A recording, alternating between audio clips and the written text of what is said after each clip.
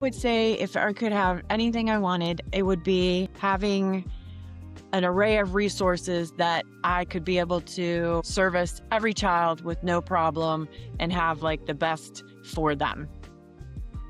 We do attempt that, but with some staffing shortages, room shortages, outside facility shortages, or just limits on things, I would just say no limits on the resources available for our students so that they could have the Cadillac of everything. That would be great. Hello, everyone, and welcome to the Brighter Together podcast. My name is Janet Courtney, and my special guest today is Patricia Dreher.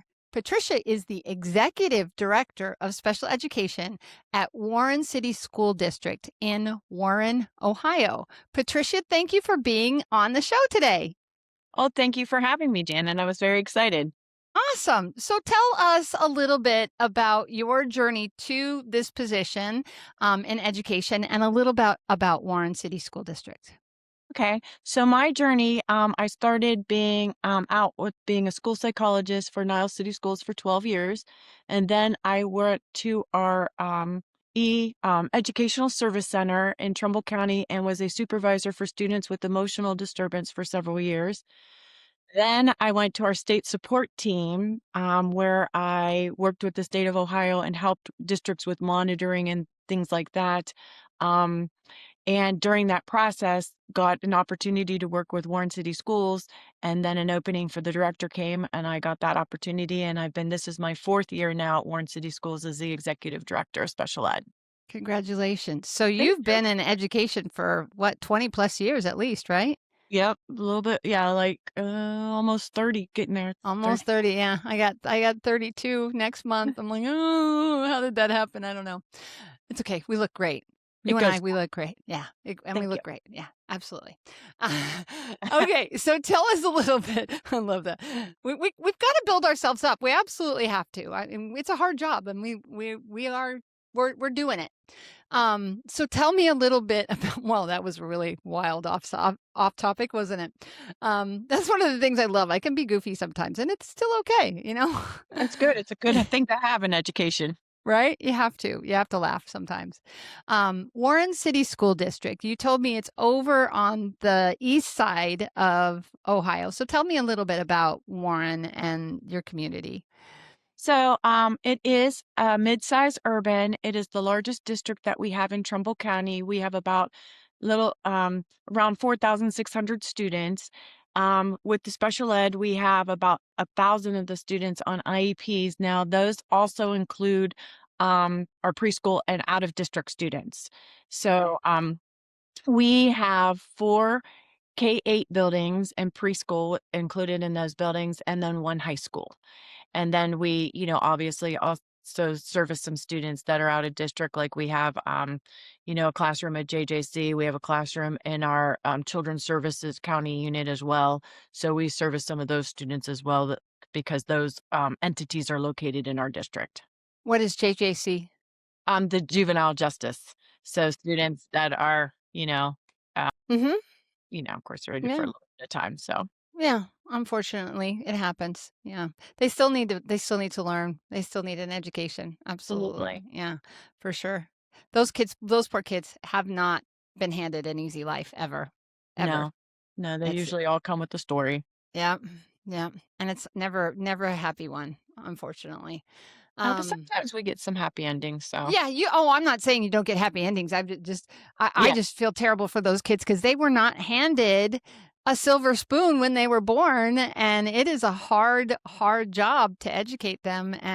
But they're human beings, and they absolutely need an education. And I agree 1,000%. So please don't hear that I don't love kids, because I love kids. I don't care where they are. I just know that is so hard. So anyway.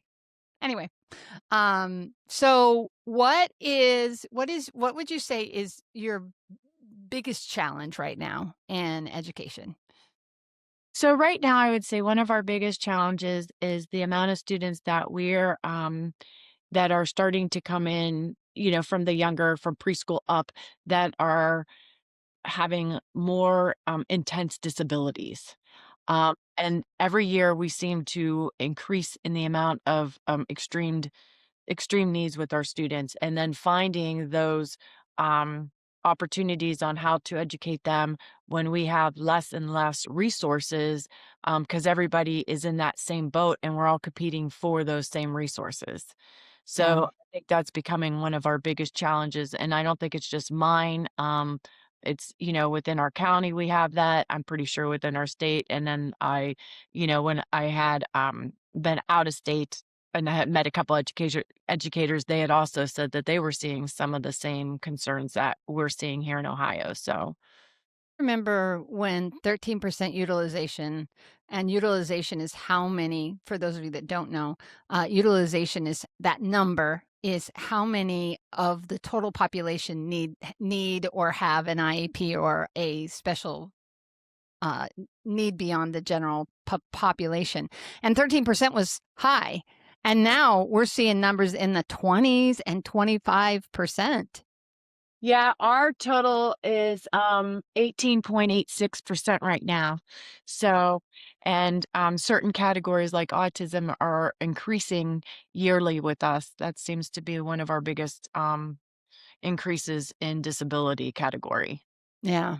Yeah. And it's heartbreaking. It's absolutely heartbreaking that we're seeing that. And I'm really hoping that as we go to a more holistic society, that's going to come down. I hope, you know.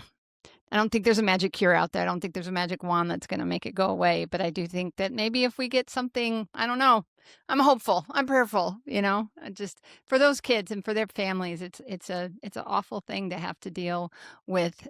And there's a beautiful human being behind every single one of those labels, isn't there? So Yes, there is. for sure, for sure. So, and when you say resources, are you talking about money? Are you talking about people, or is it just like everything?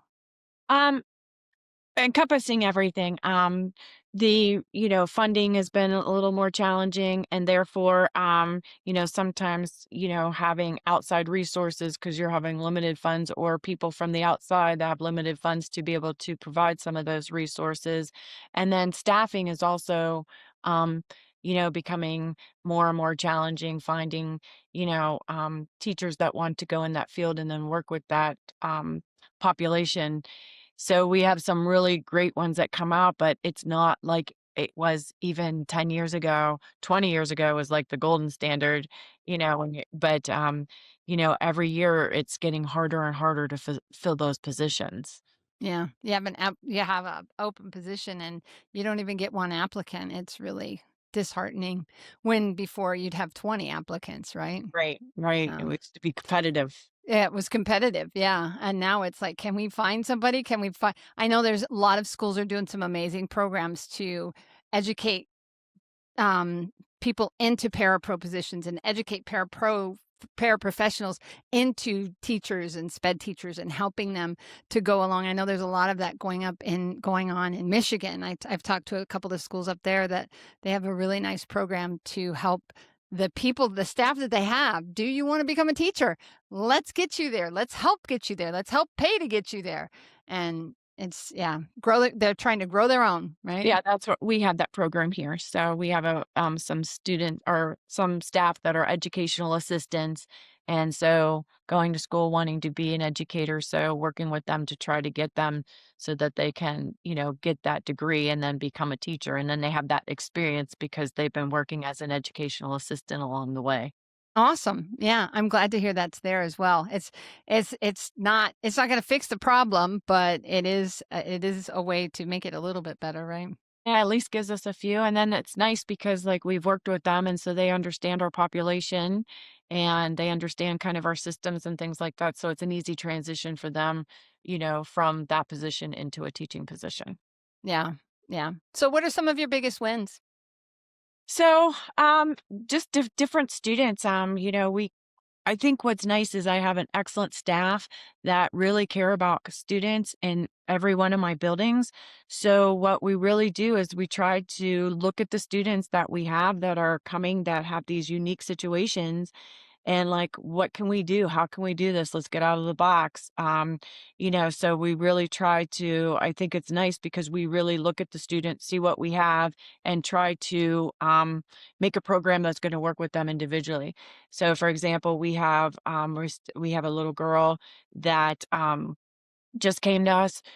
She's in a wheelchair, she's blind, she's kind of multiple disability, that kind of thing. Mom, great mom, but was hesitant to bring her in school because wants to protect her. So we get Mhm. her. So we started her just because she's not ready for Braille. So we had to start her with textile to get her to get with that. So we start that. So hopefully we could working on some PT, all those skills for her, and then, just started her actually 3 days a week, coming in and starting with certain skills building. We're at a point where we're looking to add, um, to 5 days a week, and then we'll grow her to longer periods of the day. So, just doing those kind of things. We have another student we have that has, brittle bones, very difficult, but very bright, so, wanna keep him, but he's so sensitive that, working on now, can we do, like, an online where he can zoom into our teacher's classroom so he can be part of the classroom, do that,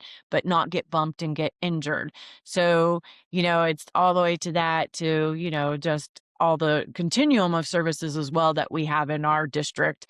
So, but drilling down to those most intense situations that we can, and how can we address those concerns and work with them and give them supports that will meet their needs. So I like that our district is very open to doing different things and meeting students' needs. So I think that's a definite win here at Warren City. There is a crisis in this country, a massive shortage of special education teachers. We know how devastating this can be for your students, families, and staff. Lighthouse Therapy places experienced special education teachers in virtual, hybrid, and on site roles, and we handle everything from hiring to onboarding to mentorship. These aren't just placements, they're professionals who understand compliance, collaboration, and care. Let us help you fill in the gaps with special education teachers who really understand. We are here to help. Visit lighthouse-therapy.com/brighter together to connect with us today. That's awesome. That's awesome. When you invest in the kids, you win, right? Absolutely. I was talking to a gentleman from Wisconsin the other day, and their school is shrinking, and he was talking about closing 2 elementaries and how it's not the building where you learned, it was the people in those buildings. It was a great point because it's like it's hard. It's hard when you have to change and close something that the community cares about, and all my kids went there and now it's not going to be there, and it's like, yeah, but that wasn't what made it special. What made it special was the human beings that were there and the And the experiences you experiences, had. Yeah. yes, yes, exactly. Exactly, Oh, exactly, yeah. So, for yeah. sure. And that's another thing I think we do very well in Warren is we give a lot of our students, there's a high poverty. We're one of the poorest communities within the state of Ohio. So we've built an incredible wellness center, and we have our students with special disabilities and our more intense needs go there, and they get to use a golf simulator. We have a sensory room. We have activities. We are having our eighth graders eat lunch at the cafeteria at the high school because of the wellness centers connected to the high school, so they can start transitioning and getting to know them. We try to make sure that we do field trips. Every Thanksgiving we make a Thanksgiving dinner for the students so that they have, and we all serve it. And, we just really and try to do parent friendly things and community based, like a game night where the parents come in and have, into the school, and we have games, and we try to, incorporate game nights and things like that. So just really trying to incorporate activities for our students so they have various opportunities and experiences that they might not normally have that opportunity to have within their home and things like that. Yeah, and they'll thrive when you do something like that, won't they? Yes. It's it And the it is parents, definitely good. yeah. And the parents are just, it's nice because they have, and to see them interact and then enjoy that, it's just a nice interaction and a nice, added bonus to what we do. Absolutely, absolutely. What would you say, is something that makes your team like, what do you do with your team, or how do you manage your team that you have such great people? I mean, it obviously it's the people, but there's leadership that happens there too. What kinds of things do you do as the executive director of special education to support those people? Well, that's a very good question, and it is not even just me. It's kind of we have an executive team within our district that's pretty, and we meet weekly to kind of make sure that we are all working together as a district with the district goals. Um, and working really hard to make sure we're all inclusive. Like we're really working with the curriculum department. You know, Ohio has science of reading, so making sure we have that. But then, like this year, we started going and doing instructional walks into the classrooms to kind of observe where do we need. And then we got some ideas, and we're like, we are seeing a lot of good things, but some things that are not consistent. So, what are our consistencies that we want to do? So, we actually just the last 2 nights we had, a PD with our cross categorical classroom teachers and kinda talked about that and then talked about the curriculum and how can we adapt that curriculum into the classroom with a modified and how what parts, work, that we utilize with general ed that so that when we, um mainstream or, to place the students out to have access to the general curriculum, they'll have some familiarity. And then those who can't make it, then they still have that same curriculum, but it's modified to them. So working with supporting that way. And then we have, regular district meetings, regular supervisor meetings. The school psychologists come together and work and have conversations and meet. Speech and language pathologists do that as well. So really trying the nice thing that's, here in Warren is that we have, 10 speech and language pathologists, 8 school psychs, 6 supervisors. So having them be able to meet and collaborate, I think is very important. And so we try to make sure that that happens at least monthly, if not more. And if we can't meet together, then at least jump onto like a virtual meeting.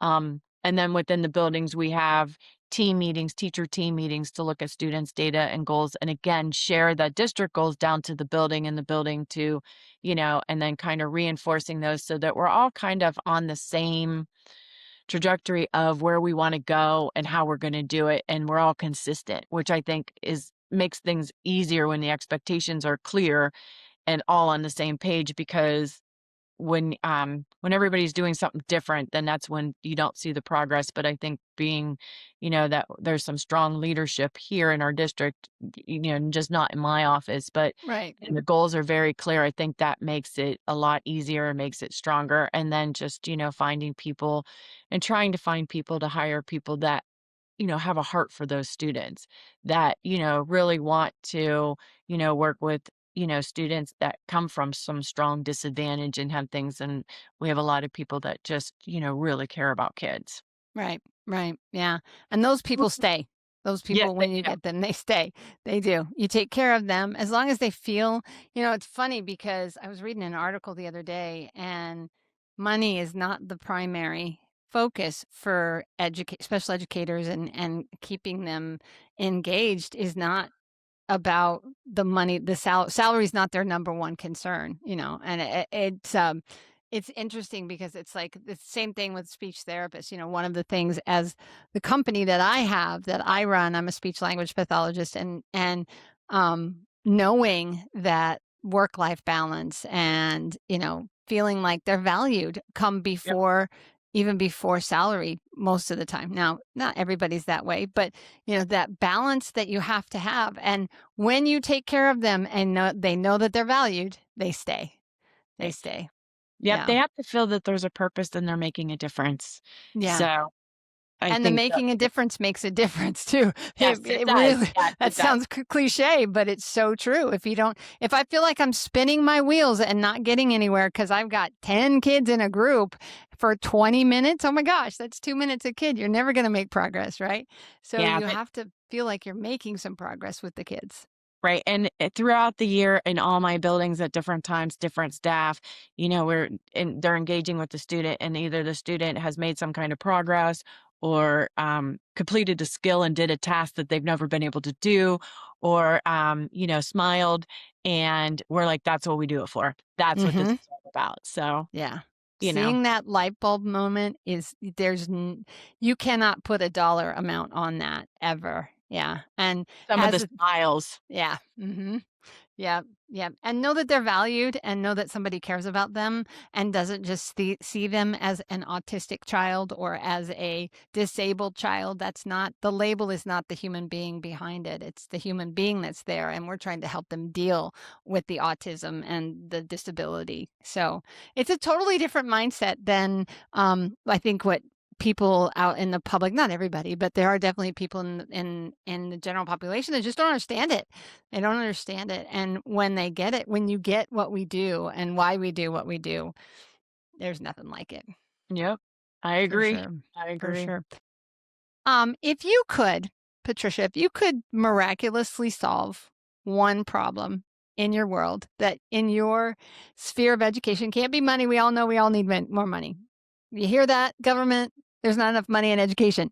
But if you could solve one thing and never have to deal with it again, what would that one thing be? I would say if I could have anything I wanted, it would be having an array of resources that I could be able to service every child with no problem and have like the best for them. Mm, Um, we do attempt that, but with some staffing shortages, room shortages, outside facility shortages, or just limits on things, I would just say no limits on the resources available for our students so that they could have the Cadillac of everything. right. That would be great. Yeah. Good answer. Very good answer. So where do people go if they want to learn more about what's going on at Warren City School District? Well, we have our Warren City School website, which has all our information of us just in general, and then like our contacts. So if you wanted to talk to, reach out to me to ask anything specific about how we, some of the things that we do, just reach out. It would be on our website, Warren City Schools, and the contact information would be that. And then there's some other people also that's listed on there. That's our director, our curriculum, our Right. Yeah. superintendent, our associate superintendent, which each person has like, a passion and, a charge of, doing things and moving things, but doing it together, all kids. So everybody has their, niche of what they're doing, but we're working together to do it for all our kids. Yeah. Coming together, circling the wagons Yep. and getting it done Yeah. well. Good for you. Good for you. Well, Patricia, it has been such a pleasure to have you on Brighter Together. You're making the world a brighter place by the work that you're doing. And I know that the passion is there. And, you're not just your kids, but your staff are all going to win because you are working towards making the world a better place. So keep it up. Oh, awesome. Well, thank you for having me. I really appreciate it. Anytime. Yeah, it was great. Great conversation. Take care. All right. Thank you.